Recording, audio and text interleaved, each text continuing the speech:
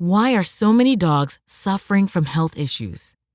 Actress Katherine Heigl, who's helped save over 16,000 dogs through her foundation, says she's seeing more issues with dogs' joints, odors, and health than ever before.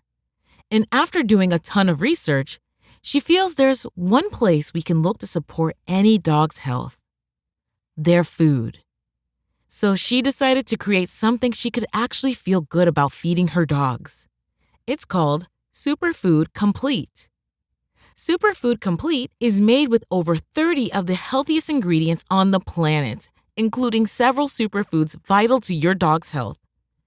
Badlands Ranch also sponsors the Jason Debus Heigl Foundation, which has helped rescue thousands of dogs and place them in loving homes. Dogs across America are trying this food and experiencing amazing health benefits. Go to badlandsranch.com/save50 and order right now to get up to 50% off your regular price order with a 90-day money-back guarantee. If you want your dog to experience all these incredible things, go to badlandsranch.com/save50 today. Want a website with unmatched power, speed, and control? Try Bluehost Cloud, the new web hosting plan from Bluehost, built for WordPress creators by WordPress experts. With 100% uptime, incredible load times, and 24/7 WordPress priority support, your sites will be lightning fast with global reach. And with Bluehost Cloud, your sites can handle surges in traffic no matter how big. Plus, you automatically get daily backups and world-class security. Get started now at Bluehost.com. The following podcast may contain discussions supported by science that may be considered dangerous to some listeners and conspiracy theorists. Discretion is advised. The Three Down Greencast is brought to you by Lucky Bastard Distillers, Saskatchewan's premier distillery, and by the Pile of Bones Brewing Company, brewed in the heart of Regina.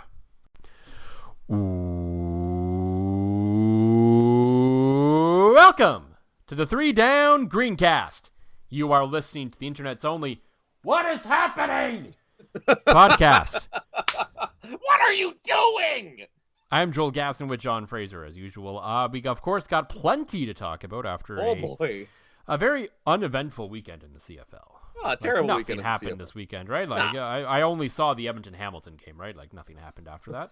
I only fell asleep during the Toronto game, but that had nothing to do with the action on the field. We're coming in hot. Yeah. So of course, the big news, of course, in Saskatchewan with the Riders, the horrific and unfortunate injury to Trevor Harris, which we will discuss. We'll talk about how things may or may not go with Mason Fine going forward, and just again, you sort of general big picture state of the team kind of stuff, but. As our 4, 5, whatever listeners are up to now, no, we generally like to talk about something dumb and unrelated to football off the top of this show. Which is kind of why I feel like we've got such a loyal audience of 5 listeners. But sometimes the football world giveth, and we are able to combine the dumb with football, and it's really why I think, at least me, I'm sure John too, has come to appreciate it over the years. This is really why I love the sport of football. Yes.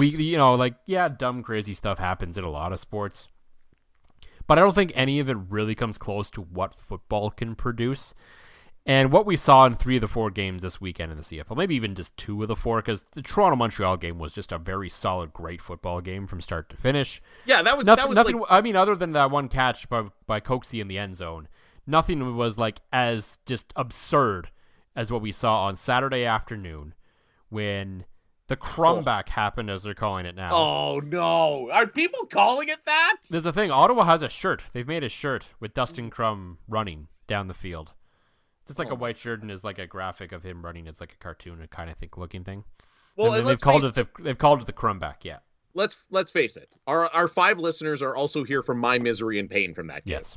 And I mean, no one should feel sorry for you because the Bombers have made 100 straight Grey Cups and have won 12 of them. So, well, it's okay. So that's the thing.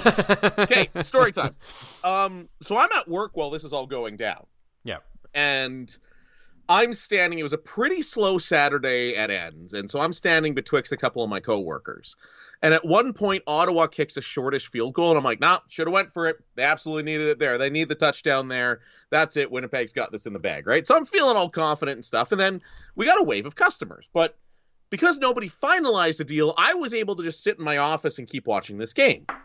So I say to one of our salespeople as he comes to bring me a car deal, I said, before you step in here, don't say a fucking word about the game. And he looks at me like shocked. I'm like, no, I don't want to hear any of your smart-ass comments. Let's just tell me about your customer and let's go. And he goes, what are you talking about? I'm like, Ottawa came back. He's like, no, they didn't. I'm like, no, they did. And I had to go through it. I had to relive it for my coworker with both pain and anger in my eyes and my voice. But then, like, and I think I said this on social media, or if I may have just said this privately, but the lifelong Bomber fan in me, yeah, watching a loss like that sucks. Oh my God. But the fan of embrace the dumb, chaotic football in me was like, all right, that was entertaining as hell. That was a fantastic, entertaining comeback. Kudos to the Ottawa. And it wasn't, I mean, obviously Winnipeg had the bad pick, the bad fumble. Like, it was just like everything that needed to happen happened. Our friend of the program, Derek Taylor, even tweeted out that he was using the NFL model for that like win projection thing. And Winnipeg at one point was a 99.9% favorite to win that game before Ottawa comes back, and like just pure chaotic fashion. Yeah, I'm sure the win predict model doesn't translate completely to the CFL, but I'm sure they still would have been very heavily majority favored to win late in that game. Even in the last drive, Crum literally crosses the goal line with no time left on the clock. Mm-hmm. Well, they should have, that was a bit of a screw-up because he should have had time for another play, but he kind of got caught scrambling around and left himself no choice. He did, and then his awareness to realize, I have one option here, and to go for it, for it a second week in a row. Yeah, that's what I was about to say. Like, excellent booking on the writer's half there, where they teased the run last week where he didn't quite get in. This week he does. Oh. And then just what really gets me, in the overtime run, TSN showed the end zone angle on one of the replays. Yes. And after this guy just gashed you for, I believe, like a 12-yard touchdown run. Yes. They pretty much left the middle of the field wide open before the snap, and I was like, But Winnipeg has been doing that for years. Go back to the Kerry Joseph was at Labor Day. Like, it's just but I mean, if the guy literally just gashed you for a touchdown on the ground, maybe I'm gonna try to make him throw. Okay, hot take. Richie Hall's not a great defensive coordinator. He's just had great talent there. So I've Anyway, you can on 3downnation.com you can find a breakdown from the website's resident smart guy Ben Grant, he basically went through those two plays and how everything in his eyes sort of broke down in terms of the assignments and the scheme and whatnot. If you're into that, you can go read that. It's all a little above my head a little bit, but it was still a bit of a fascinating read. But if you're into my pain, then here you are, here we are. But it did remind me of one of the rules of being, and this is an old Bill Simmons article before he when he was still focusing on sports as compared to pop culture. And Bill Simmons once wrote the rules of being a sports fan. And one of those rules was the 5-year grace period. Mm-hmm. That being, after your team has won a championship, no matter how painful a loss, no matter how bad it is, you can't be that mad for 5 years after they've won. Yeah. I'd say in the CFL, just because there's only 9 teams, I would cut that down to a 3-year grace period. But you even alluded to it. I like pre-Grey Cup, I might have jumped off the top of the building. Oh, we would be having far more fun with this. Oh my God. Post like back-to-back Grey Cup appearances. This is like, yeah, when you've won 2 of the last 3 Grey Cups and have appeared in all of them, it's pretty hard to be that mad. Yeah. This, especially a fan of chaotic football, you can go, you know what? That was well done. That was your typical. And it proves again with football, it's the impossible sport that the second you put it in cruise control, and that's what happened to Winnipeg. You can see they just kind of took the intensity off, up 19-0. It's impossible to get it back. That was exactly it. And I would dare say, I think Ottawa's got a quarterback. They've got a guy who can do a little bit of damage. I don't know if he's an answer, but there's a little something there. And ultimately, I know we're all real thrilled for Bobby Dice, Kahari Jones, and 1,000,000%. Barron Miles as well for getting them back to 2-2 on the season, as there is now a glut of teams in the CFL. I believe 6 of them with either 3 or 2 wins. Yes, So. it's just like compacted all together, and actually the East has a better record than the West right now. There are 3 teams at 4 wins, 1 team at 3 wins, and 4 teams at 2 wins. Like this is bananas land, and I am here for it. And that's not even getting to like the other craziness. Like it was just generally speaking, that would be enough. Generally speaking, but let's not forget that Dusty's call of Edmonton Hamilton. Like, what is happening? Like, Dustin Nielsen has gone out, and as you talked about in your article, talking about the announcers this weekend, it was great to hear Rod Smith back. They alluded to at one point, Dwayne Ford said, I'm glad you're feeling better, partner. So I wonder if he was out with some sort of illness or injury or something. But yeah, it was great having Rod Smith back. But like, Dustin Nielsen's their number 1 guy. Like it's light years, and that's no offense to Rod. That it's like Dusty is by far the number 1 guy. Rod's the number 2, and we're gonna keep the positive vibes going on this podcast. Yeah, I mean, so Thursday night, of course, we got. I guess that should have been seen as a teaser for what was to come on the weekend, right? Which was Taylor Cornelius with the old college throwaway, as we like to call it, I guess, because you see that a lot, especially with some bad quarterbacks in college who, they're 20-year-old kids who do something dumb and try to throw it away instead of just taking the sack and end up throwing a pick. So that's what happened to them, of course. But Taylor Cornelius had the added wrinkle of, I believe, he tossed the ball and he transferred the ball to his other hand before trying to throw it away. Yeah, he threw it left-handed. If he's anything like me, I can't do anything with my left hand, so I can only imagine how bad that throw attempt would be. No, even I've got a little. I'm pretty good with my opposite hand, but yeah, that would be just atrocious. And then there was that little bit of an ending between the Riders and the Stamps. Yeah, oh yeah, that was. But again, going back to Dusty, I love the moment of what he says. Does he say, "What are you doing"? Yeah, I think he says that twice. Yeah, but like, because Dusty's an Edmonton guy, there's almost this little bit of like, I've been covering this team forever. I'm genuinely disgusted by what I see in his voice on that. Mm-hmm. It's like when you see your kid and he's got like crayon all over the wall or there's poop everywhere or something, you go, "What are you doing?" Like, it's Dusty very much had that. Just outstanding, and then great nap during the Toronto-Montreal game. Yeah, and then of course the end of the Rider Stamps game, that one, the interception that shouldn't have been, because every DB is told in that scenario, especially on 3rd down, just knock the ball down. Yes, and it was a moment that it is hard to wrap your head around, and kudos to the Stampeders and their mental ability to come back from that and kick the game-winning field goal, which again Dusty nailed the call on that one as well. But the touchdown, it was one of those moments where it's unfortunate a way that the Stampeders came back and won. Yes, just because of the moment that it was in the stadium and how sort of organically loud it got in there. Oh, and not in a way that it's, oh, okay, the Riders are hosting the West Final, the fans need to be jacked up. This was it was kind of a decent crowd all night. People were sort of into it as they normally would against Calgary, but that moment, just everyone exploded. Like, even the press box, we were all just like, holy shit, what just happened? Right? Like, it was one of those moments that it's unfortunate that it wasn't the ending moment. And that's on the defense. I know Tevin Jones is saying after the game, and Craig Dickinson, that maybe he should have slid. Don't ever do that. You need a touchdown, take it. Yes. But yeah, it was a madhouse, and it was just a bananas weekend in the CFL that we just need. We will appreciate that every single week, but if we can get some degree of that every single week, that's what this league needs, and that's what this league has been missing for a number of years. And I'm glad to see that even in a Bananas Land weekend like this, glad to see the Sickos Committee putting the word out there better than the league itself. Yes, I mean, that was a Sickos weekend, if there ever was. 1,000,000% that was a Sickos weekend. Every game, the left-handed toss, the like, again, the only one that wasn't a sickos game was Toronto-Montreal. And But that that's was just because it was a well-played football game. that was just a heavyweight bout.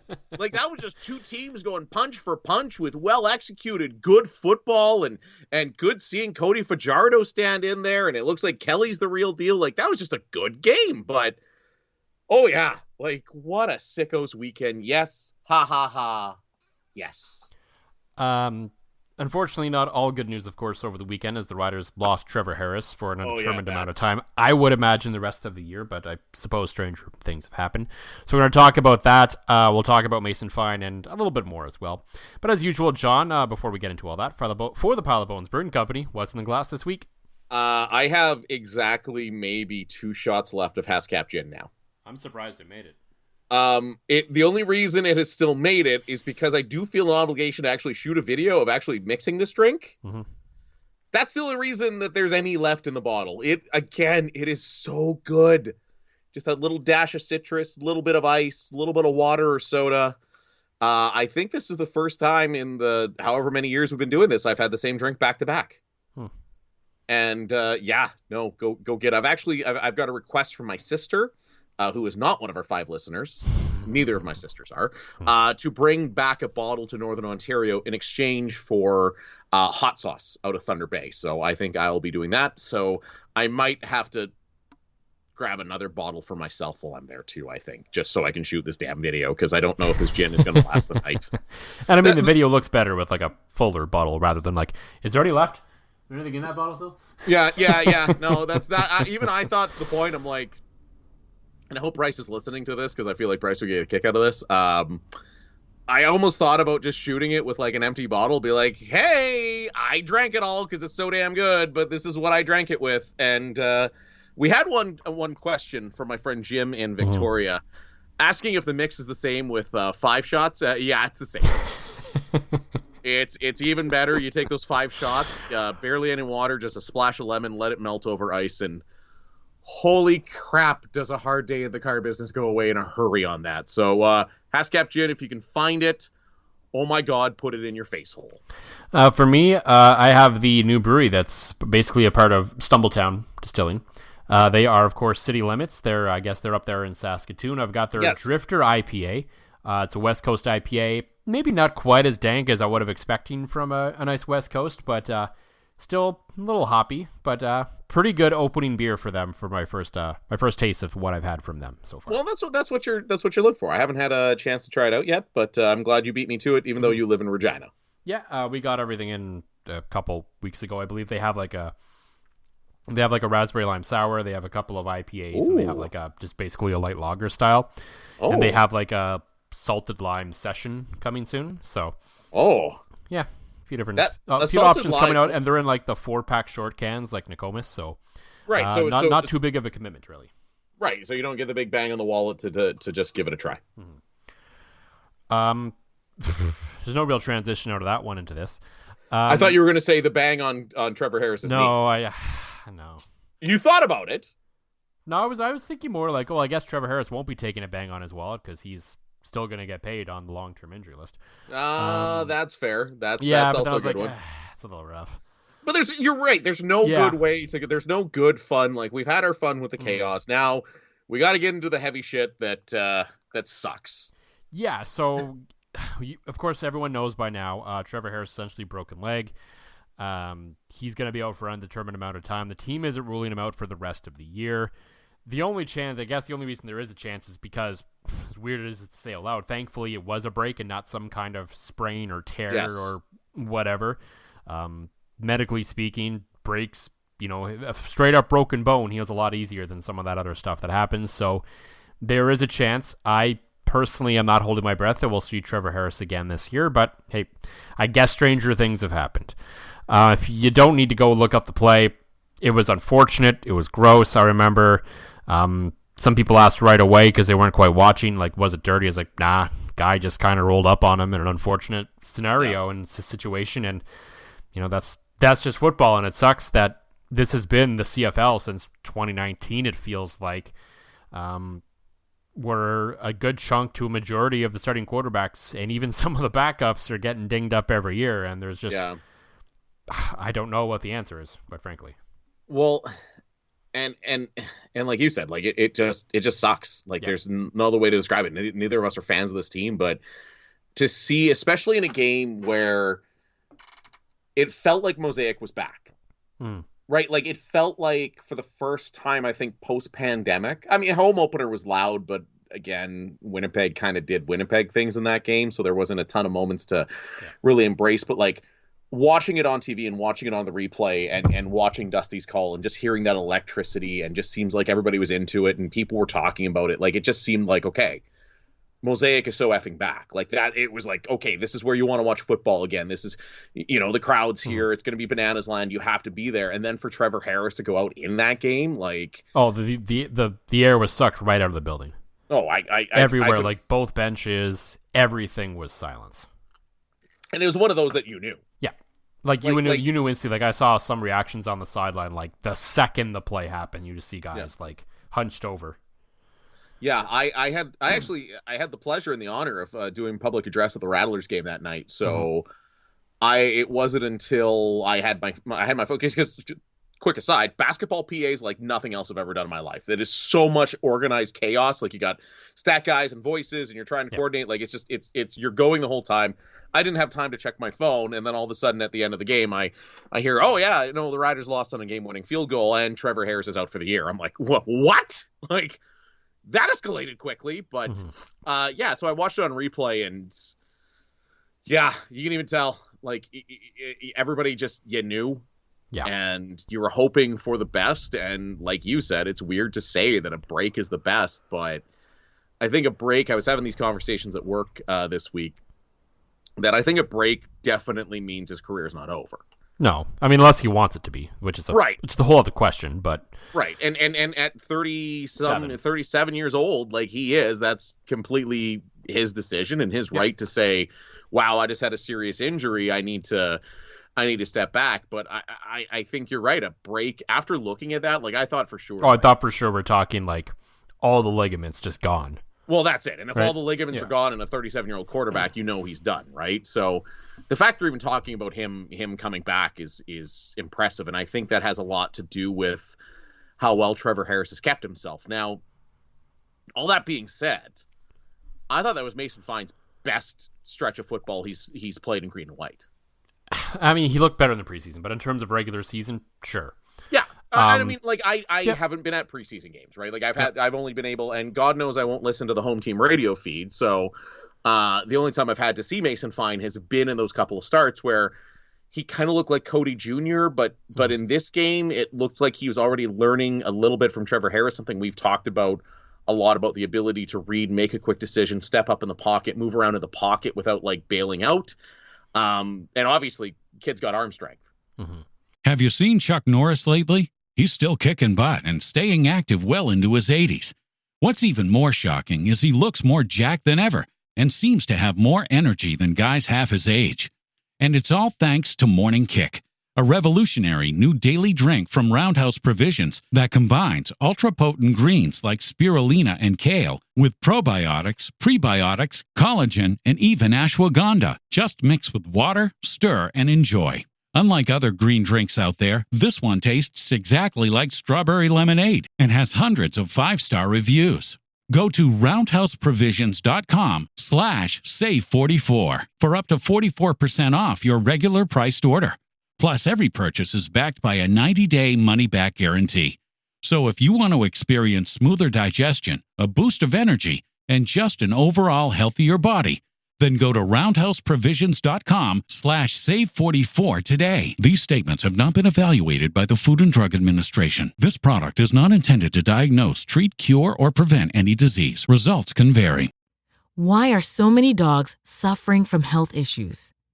Actress Katherine Heigl, who's helped save over 16,000 dogs through her foundation, says she's seeing more issues with dogs' joints, odors, and health than ever before. And after doing a ton of research, she feels there's one place we can look to support any dog's health: their food. So she decided to create something she could actually feel good about feeding her dogs. It's called Superfood Complete. Superfood Complete is made with over 30 of the healthiest ingredients on the planet, including several superfoods vital to your dog's health. Badlands Ranch also sponsors the Jason Deebus Heigl Foundation, which has helped rescue thousands of dogs and place them in loving homes. Dogs across America are trying this food and experiencing amazing health benefits. Go to badlandsranch.com/save50 and order right now to get up to 50% off your regular price order with a 90-day money-back guarantee. If you want your dog to experience all these incredible things, go to badlandsranch.com/save50 today. Prescription products require completion of an online medication consultation with an independent healthcare provider through the LifeMD platform and are only available if prescribed. Subscription required. Individual results may vary. Additional restrictions apply at lifemd.com. Read all warnings before using GLP-1s. Side effects may include a risk of thyroid C-cell tumors. Do not use GLP-1s if you or your family have a history of thyroid cancer. If you've struggled for years to lose weight and have given up hope, did you know you can now access GLP-1 prescription medications through LifeMD? LifeMD is now offering eligible patients online access to GLP-1s, the breakthrough prescription medication that can help you lose body fat and weight. Listen to what people are saying. You just take your shot. It doesn't feel like you're on a diet. What I wasn't expecting it to do was to shut off the food noise. This was life-altering, and if I can do it, I feel like anybody can do it. And here's the best part. Your insurance may cover 100% of the cost of your medication. So go to trylifemd.com to have your eligibility checked right now. Get started today at trylifemd.com. That's trylifemd.com. So I mean, that's sort of... There's one other little aside I think that's important to note, too, from the Trevor Harris injury before we get into Mason Fine.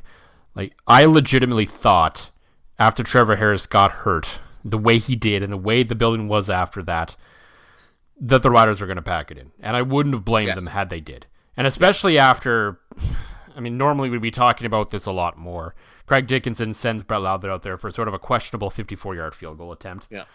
That, if they make it, great, but it came up short. It gets returned all the way to like the 20-yard line or something. And then Calgary scores a touchdown. At that point, for sure, I thought, oh, this game's over. Right. Yeah, Calgary's going to go and just roll over the Riders for the rest of the game. Yeah, but... I thought that was just that. But to their credit, and this speaks a lot about the state of this team right now, they're not the best team in the league. They're not the most talented team in the league. They're not the best coach team in the league. But you cannot question their heart and determination because they damn near won that football game. Yeah. Despite all of that, and at a point where I would say 90% of teams would have rolled over and said, nah, we'll live to fight again another week. Well, I mean, you and I watch all the football. Like, that's probably the best way to describe it. And anytime you see that in a game, you see a quarterback go down with a major injury like that, might as well just pack your shit and go home. Right? Like, I even remember, and I'll remember it because, and I won't discuss my fantasy team, but because of fantasy football, Kyler Murray's knee blowing up last year on Monday Night Football. Mm-hmm. Like, Arizona might as well just have gotten in the vans and gone home. And you've seen that in Winnipeg when Buck Pierce went down in the one Labor Day game. Like, you pack your shit, go home, right? To see the team be that resilient and come out and put something together. And I know to get there, they needed a miracle play. Yeah, but I mean, the fact that they had the ball with like 2 minutes left or whatever it was in a one-possession game at that moment was impressive. Yes. Well, take away the fluke touchdown, which the moment everyone will remember, obviously. But they had to do things to get there, and they did that to get there to give themselves that chance. Yes, led by Mason Fine. Like, it was great to see. And here we are questioning, maybe the Rider D more than the Rider O at the end of that one, and some of the decisions like going into the soft zone, like the prevent, like okay. But yeah, I thought that the Mason Fine-led offense looked fine. Yeah. Like, yeah, and again, it'll be different this week because we've seen plenty of quarterbacks come off the bench and look fine to great. Yes. And it's always a different scenario when you're starting. Yes. And they're playing the BC Lions this week, and no offense to them, but not the Calgary Stampeders. Yes. And I would say the Riders and Stamps, given the way their two games have gone, are pretty even teams. Yes. BC is better than both of them. And this will be a real test for everyone involved in this scenario. This is a test for the entire team now. And not that it wasn't before, but this is not only a test for Mason Fine, but it's a test for Kelly Jeffrey. It's a test for Craig Dickinson.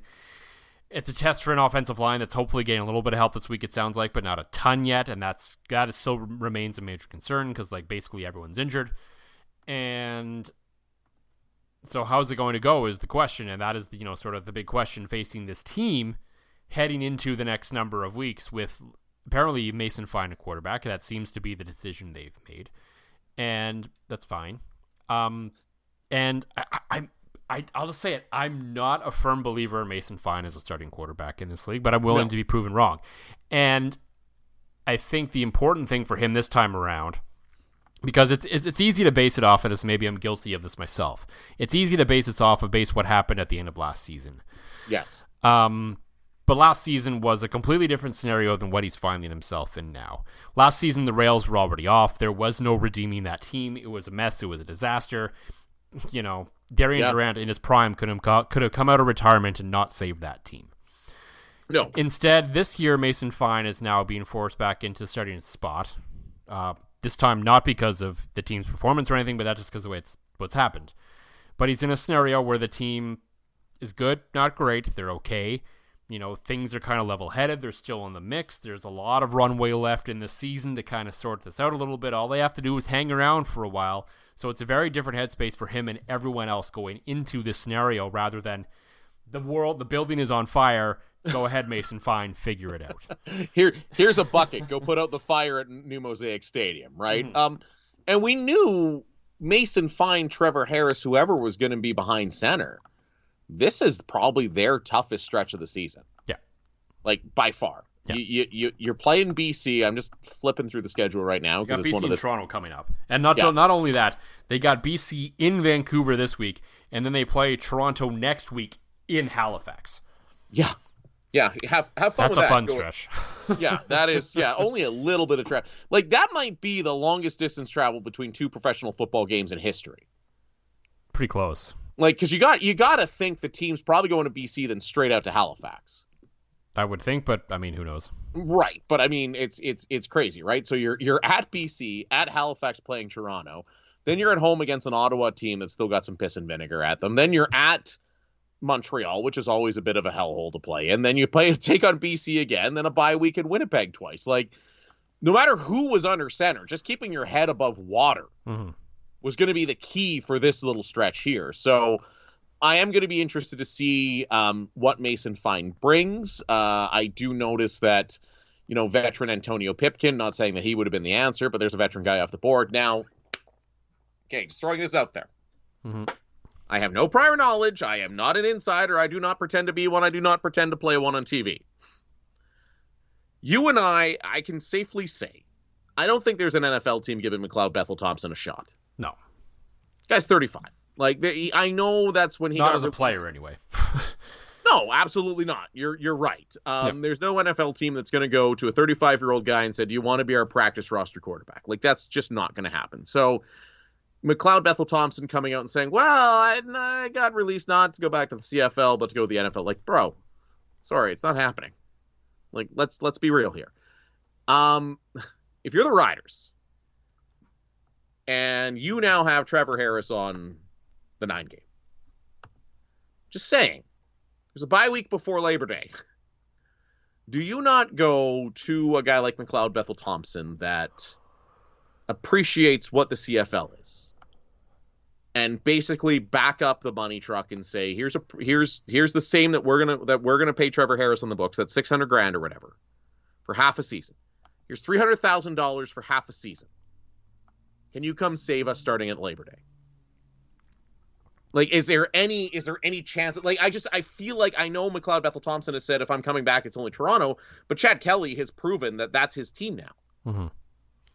Like I don't know, $300,000 if I'm McLeod Bethel Thompson just finished leading the USFL in passing. I feel like he's a guy that's been in Canada long enough to appreciate what the opportunity would be to play for Saskatchewan.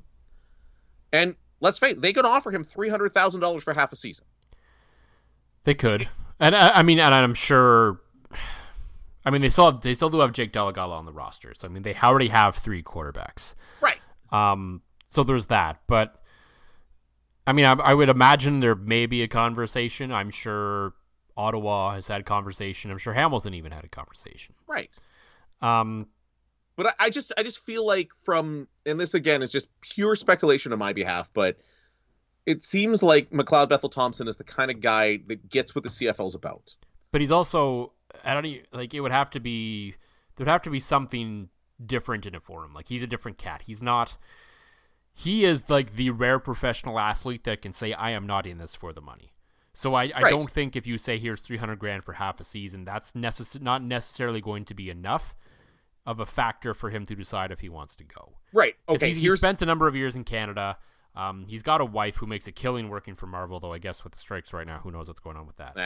There we go. But, he literally only went to the USFL because he could go play in, the hub that he was in down there, like an hour from where his wife lives and works with their family.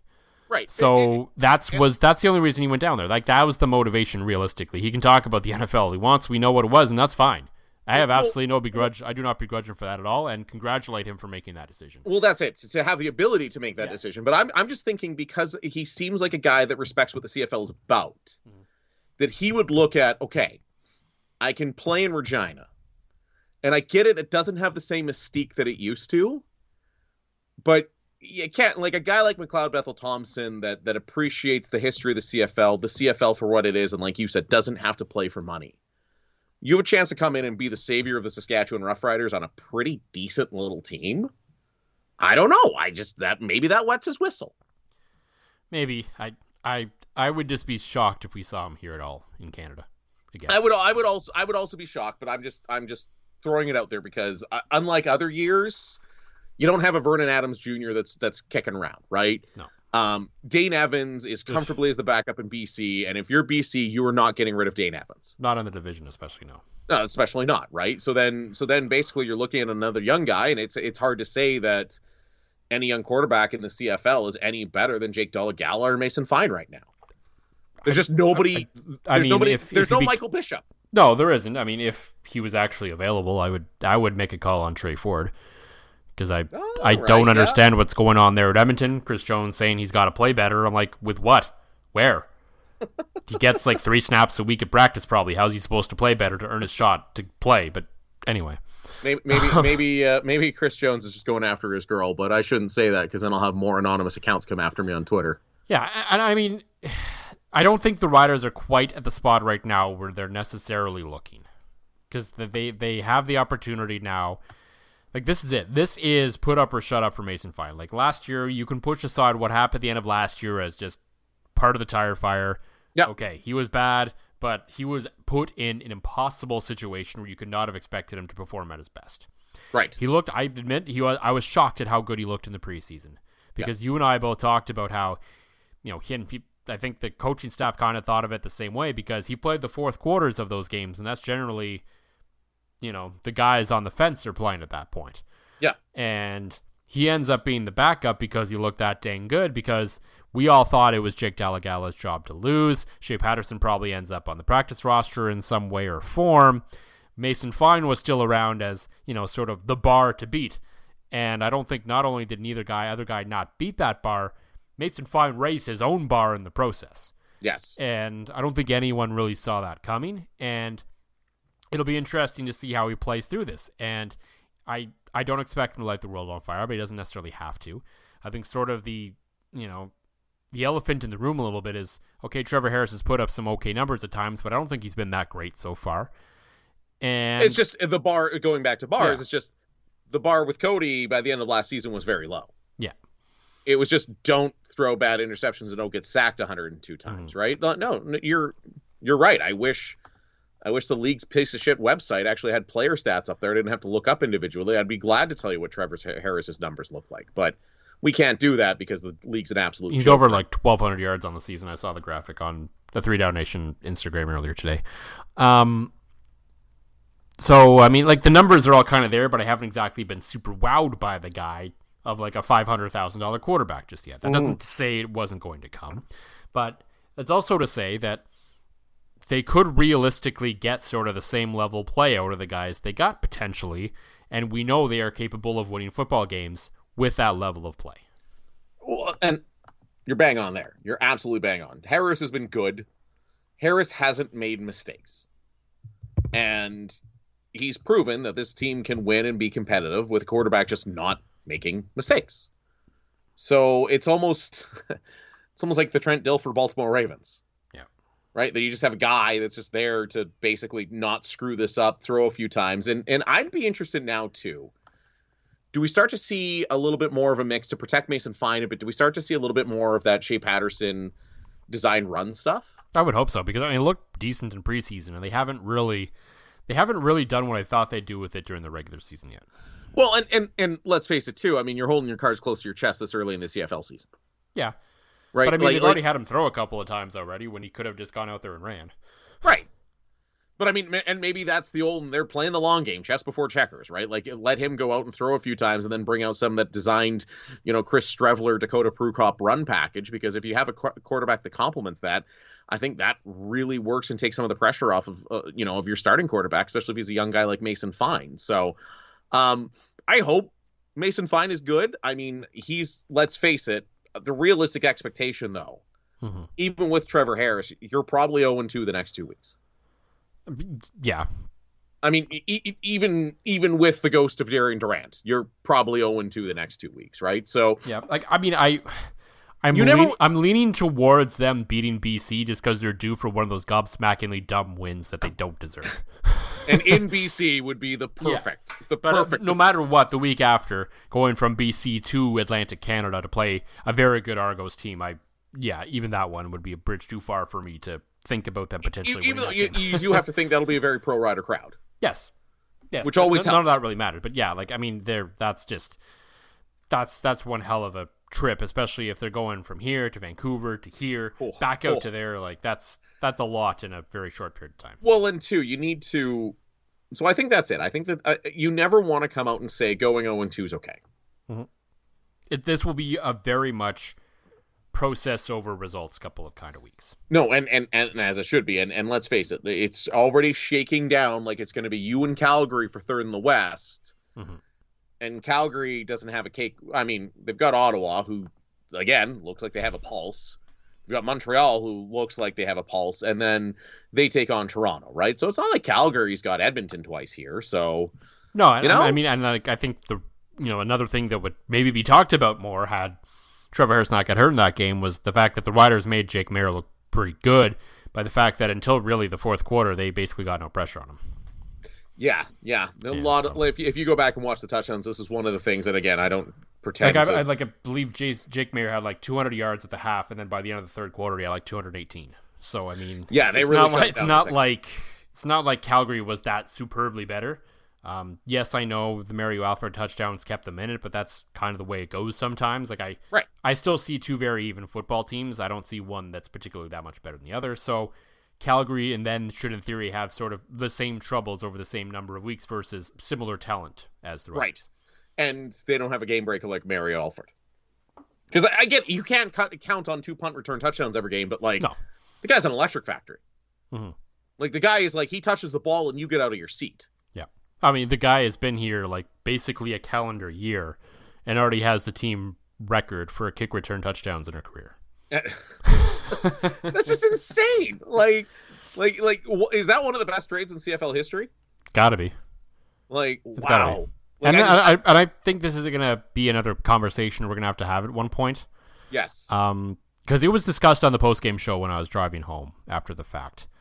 The CKOM post game. Yes. The Green Zone. Yes. Yes. And it was from one of the callers who called in to talk about it because and like. I very much was in the boat in the offseason that when Jeremy O'Day decided to give Craig Dickinson that they would be going up or down in this boat together. Yes.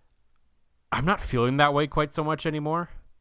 Like, I think Jeremy O'Day did a lot of work in like, he tried to rebuild the offensive line. He brought in new receivers. He tried to do different things. And if it doesn't work out, I feel it's not so much him as it is just the coaching staff at this point. Coaching staff and the injury bug. Well, yeah. Like he couldn't plan for like 4 of the 5 starting offensive linemen, whatever it is, to get hurt. Yeah. When he signed all the guys he did. Which is funny though, because like their offensive line, even with 4 of those 5 guys hurt, still looks better than last year. Not last week. I'm not gonna lie. I watched it over one of those Fiverr shots of the Hascap gin on fast forward, so I wasn't really watching that closely as I normally would when I reviewed last week's game. Yeah, I think Calgary had like 7 sacks or something. So yeah, that's no bueno. I wish I had those stats easily available to me, but nope. Here we are. Save on O'Reilly Brake Parts Cleaner. Get 2 cans of O'Reilly Brake Parts Cleaner for just $8. Valid in-store only at O'Reilly Auto Parts. O'Reilly.